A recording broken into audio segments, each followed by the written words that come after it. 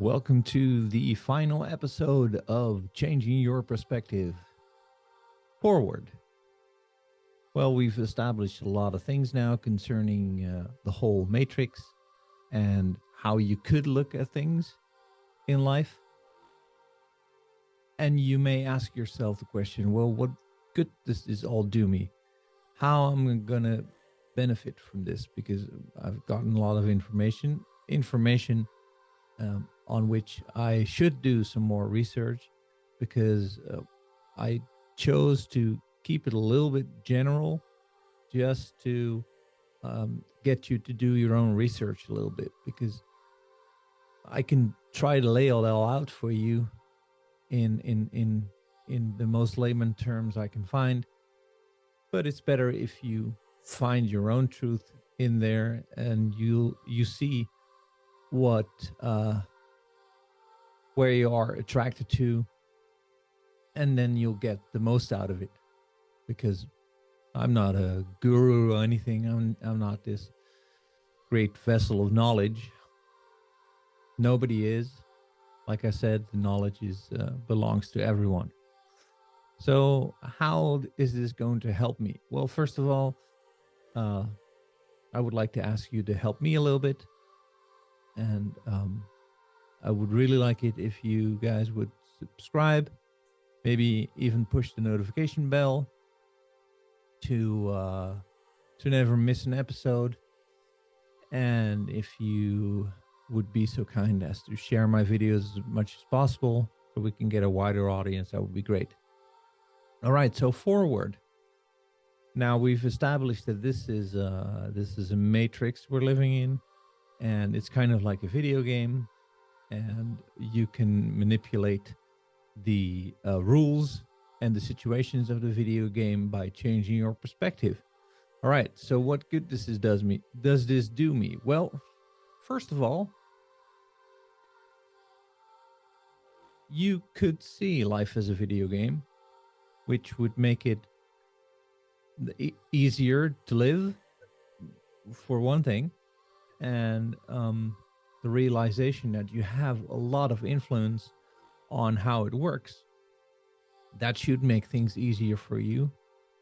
And then you still have this thing like, well, when I look at the world, I see a lot of things I don't agree with. I see a lot of things that seem really abstract to me, that do not connect to what I really want. Well, there's the key. What do you really want? So you can focus on the things that contradict your views on the world, or you can focus on the things that are actually your views of the world. And by doing so, you can create this world. Like I said, it's not going to change overnight. It's not going to be this society changing thing, but you can incorporate what you learn and what you see in your own life by determining what it is you want exactly. And the most important thing is to, well, first of all, not cooperate with the things you don't want, because if you give that the attention by participating in it, then it's never going to work. So if you are of the opinion that some things shouldn't be as they are, then simply don't participate and say, this is not in my world. And that would give you a lot of rest, a lot of ease, by just saying, this is not in my world. And then you can ask yourself the question, well, what do I want to be in my world? What does my world look like? All right. So act accordingly. And that is really the way forward. So instead of fighting with what is what seems to you as how not to operate. You engage with how not to operate, and that usually gives you more of that. So what you keep seeing then is examples of how not to operate according to your particular worldview. But if you're focused on what you want, what you really want, then you'll be able to create that. So that is really the way forward. And I'm very much aware that these things that are happening in the world that seem to be something to you that should not exist, they don't disappear. They don't just vanish into thin air, and they're still in your eyesight, because when you go up, you see them, you hear them, and people are talking about it. And there's also a particular situation when people talk about it, you can fight it, but it would be better to just explain how you see things. And they'll probably say you're crazy, because how can you operate in such a world? Well, if you can imagine it, then it can be true. So also don't participate in those conversations where the things you don't like are perpetuated and actually given extra credit. So if you avoid that kind of conversation and create the kind of conversation that you want, that will help you a lot. Because like I said, if you can imagine it, it can become truth. And this is the ultimate way forward. I'm not saying that these things simply won't exist anymore, so you'll be aware of those and you'll see them, you'll hear them, and this might make you feel frustrated. Try to incorporate your acceptance of this on Earth as a part of your existence. And this is a tricky thing, because this means that you are allowing the bad things you see to operate as they do. And that seems counterproductive, but if you add to it, this is not in my world. So, for instance, if you're not on board with the whole gender thing, then you just go ahead, do as you please, make rules, whatever you want, change school curriculums, change everything, indoctrinate the people, invade workspaces, do whatever you want. But this is not in my world. Then you allow them to operate. You give everyone an alternative, your world, and automatically people will flock to this. Because if your world is better and you are convinced that your world is better, then you will attract all the people that you need to create this world. And the ones that are creating the world you don't want, they lose their right to survive because of the simple fact that people that start thinking for themselves, which is fortunately a growing number.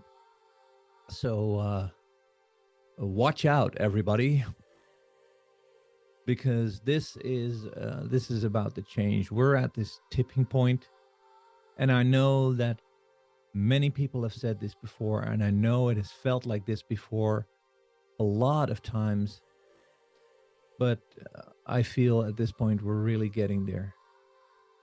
Nobody is on board with all that nonsense anymore. And the ones that are still mad about it, let them be mad about it. The thing is, you cannot stay in this anger, because this anger will not bring you anything. This anger can only build up into aggression. And when you are aggressive, then you'll be in the same situation where the people are that you do not agree with. So simply create your own reality, and and accept the fact that some people and some situations are so different, and accept the fact that they're here. And I'm not saying they're here to stay, because when you create the things that make up your world, and this is a better alternative, people are going to see this. They're going to see this, they're going to flock to you, and then everything else will slowly start to disappear. I'm not saying this will happen in your lifetime completely, but I think you can make some big steps in your life, even when you're a little bit older. Doesn't matter. You're never too old to start. And there are a lot of initiatives that are going around now, like med beds. I know that there are a lot of people that are making med beds for well, relatively low prices. I'm hearing 10, 15, $20,000. And I agree that this is still a lot of money. But say if you have like a cancer patient, uh, they will easily spend that money on a single treatment, whereas a med bed might cure thousands of people with the same investment. So there's a good thing. There's a lot going in the alternative, going around in the alternative energy market. So things are really changing, and it's time that we open our minds to the possibility that things stop existing. Things that we are told that have to be there. For instance, like a lot of rules and laws. We have this major stack of rules and laws, whereas the basic things are treat each other in the manner you wish to be treated yourself. That's self-policing in the greater sense. So you don't need all these additional laws, because they all come down to the same thing. If you treat your neighbor lovingly, things are going to be fine. If you don't, well, then there might be consequences. And that's okay. That's okay. I think that people, and especially groups of people, are perfectly capable of handling this themselves. I don't believe there's going to be ultimate chaos when the ruling class is not here. I believe there could be so much affluence, so much abundance when they are not ruling, because we have to realize that there's a lot of money and effort going around in ruling, and most of it is useless. Most of it is counterproductive.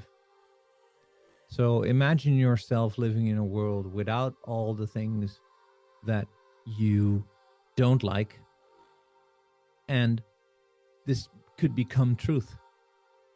Again, I'm not saying it's going to be in a lifetime, but I think you can make a pretty good start, and make a world that is much, much better for a lot of people, and will become increasingly so in the future.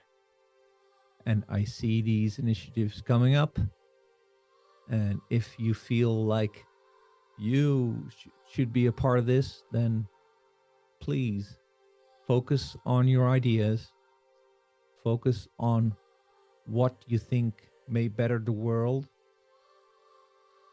focus on how to do it, and then simply do it.